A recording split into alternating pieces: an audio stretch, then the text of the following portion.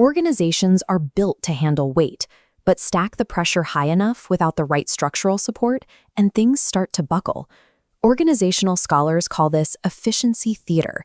It is the practice of flattening hierarchies to signal productivity, even when the structural changes risk overwhelming the employees left behind. Following the pandemic, companies faced an intense mandate to do more with less. They needed to slash overhead while attempting to maintain their output and innovation. Meta pushed this concept to the edge of its limit. In early 2025, the company tested an organizational model where managers were assigned upwards of 50 direct reports. The strategy relied on artificial intelligence acting as an organizational prosthetic. The hope was that if algorithms could take over routine coaching and administrative tasks, human managers could supervise vastly larger groups. But that model hit a wall. An internal memo from Meta's VP of Reality Labs, Andrew Bosworth, marked a quiet reversal. The company officially capped manager spans at roughly 20 employees and prioritized a return to personalized attention. The experiment demonstrated that algorithmic systems cannot substitute for the relational, interpretive, and motivational work that effective leadership requires. Span of control is a strict structural limit governed by network mathematics in human cognitive bandwidth. Meta's retreat signals a realization for the broader industry. Technology cannot yet replace the relational depth required to manage complex work.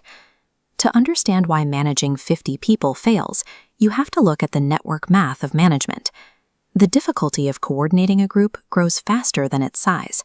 When a manager oversees a small team of 5 people, there are exactly 10 dyadic communication links required to keep everyone aligned. This relationship is defined by a mathematical formula, n times n minus 1 divided by 2.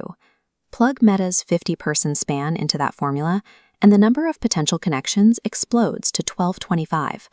This creates a coordination breakdown. The volume of alignment conversations and conflict resolution mathematically outstrips the hours in a working week. The person in charge experiences chronic role overload. They stop coaching and start triaging, focusing entirely on immediate crises. That mathematical overload translates into the physical reality of managers waking at 4:30 in the morning just to handle the administrative backlog. At this scale, a manager is no longer a coach, but a bottleneck in a failing system. Task interdependence determines whether a wide span of control is viable. For routine work where employees follow clear procedures and don't need to collaborate, a manager can effectively oversee 15 to 20 people. But complex work, like product design or research, requires dense coupling and constant peer-to-peer exchange. When managers of these complex teams are stretched too thin, they suppress innovation. They default to standardization because they lack the time to encourage the exploratory friction that leads to breakthroughs. This data visualization reflects a study of 65 million papers and patents. It shows a clear divide. While large teams refine existing concepts, small teams of fewer than 5 members are significantly more likely to produce work that disrupts their entire field. The pharmaceutical company AstraZeneca saw this happen in their own R&D organization. They noticed project cycle times lengthening and conducted a span of control review. They discovered that research scientists needed frequent, nuanced input to navigate scientific uncertainty. Consequently, they reduced manager spans from an average of 18 down to 10 in their exploratory units. Within 18 months, employee engagement in those research units climbed 12 percentage points, and scientific cycle times accelerated. The more complex the work, the smaller the team must be to maintain the psychological safety required for original ideas. This brings us back to the hope that artificial intelligence can automate the human element of leadership. The problem is a mismatch in capabilities. AI is effective at informational and transactional routing, but it fails at relational work. An AI assistant can easily find meeting times and handle status updates for a massive team, but it cannot process empathy or build trust. Those human needs are rejected by the algorithm and bounce back to the manager.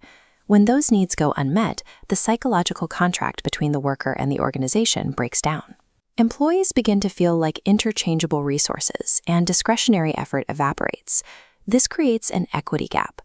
Wide spans disproportionately harm early career professionals and neurodiverse team members who rely on active mentorship from their managers. AI can extend a manager's operational reach, but it cannot synthesize the judgment and trust that keeps high-performing teams together. If an organization must maintain wide spans of control, it has to distribute leadership functions beyond a single formal manager. When Salesforce experienced rapid scaling, they implemented a pod structure to maintain coordination. A manager might oversee 20 engineers, but those engineers are divided into smaller, self-managing pods of 4 to 5 people. Each pod has a rotating technical lead who handles day-to-day coordination. This structural division of labor frees the formal manager to focus on career development and strategic alignment. Making this work requires a redesign of the managerial role. Organizations must remove individual contributor duties so people leaders have the actual capacity to lead. Unilever executed this transition in its marketing division.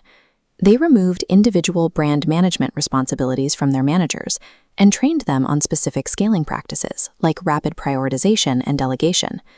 When wide spans are strategically unavoidable, the organization must structurally protect the manager's time for coaching and system design. The ideal span of control fluctuates based on the interdependence of the tasks and the specific needs of the employees. Pursuing efficiency theater might deliver short-term savings on overhead, but the evidence shows it leads to long-term innovation collapse. Navigating this requires adaptive organizational design, using regular span audits and feedback loops to catch bottlenecks before they cause burnout. It also requires realism about technology. AI should be used to absorb transactional tasks, but never as a replacement for relational support. Companies like Capital One have institutionalized this balance by capping spans and instituting mandatory manager recharge days to protect leadership well-being. Ultimately, keeping a large team engaged requires deliberate investments in purpose and belonging to ensure no one feels anonymous. When the cognitive load is distributed and the time for human connection is protected, a chaotic network settles into rhythm. Meta's retreat from AI-managed megateams is a reminder that effective organizing remains a stubbornly human endeavor. To build the future, leaders must embrace technology to scale their reach, but never at the expense of the human connection that makes teams thrive.